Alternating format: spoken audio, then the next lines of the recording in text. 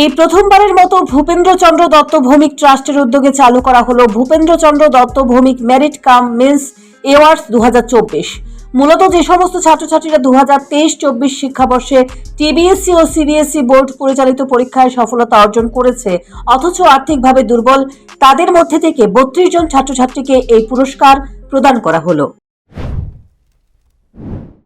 ভবিষ্যৎ পড়াশোনার জন্য এই অর্থ হয়তো তেমন বিপুল পরিমাণে নয়, তো এইটুকু তোমার পাশে।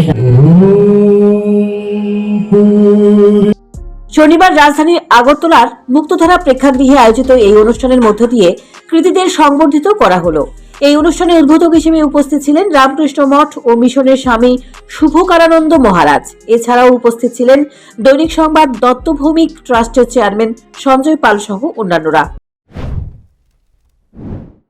কোনটা অধর্ম সেটা আমার জানা আছে, কিন্তু নাচানের নিবৃত্তি আমি তার থেকে বেরিয়ে আসতে পারি না। কেন পারি না? কারণ আমার জীবনে মূল্যবোধ জানা থাকলেও সেটিকে আমি অভ্যাসে পরিণত করিনি। অভ্যাসে যদি পরিণত না করি তাহলে জানা কি হবে? আমরা জানি কোনটা ভালো কোনটা ভালো না, কিন্তু নাচনের প্রবৃত্তি কিন্তু আমার করার ইচ্ছে জাগে না। মেধার সাথে সাথে মূল্যবোধ যখন থাকবে তখন ঠিক ঠিক মান আর হুঁশযুক্ত মানুষ হব। যেরকম মেধাবী পুরস্কার হচ্ছে ঠিক সেরকম ভাবে আমিও আশা করব এবং প্রার্থনা করব। নমস্কার। আজ Bhupendrachandra Datta Bhowmik merit cum means award 2024 আজকের এই অনুষ্ঠানে আমাদের স্বামী সর্বানন্দজি মহাশয়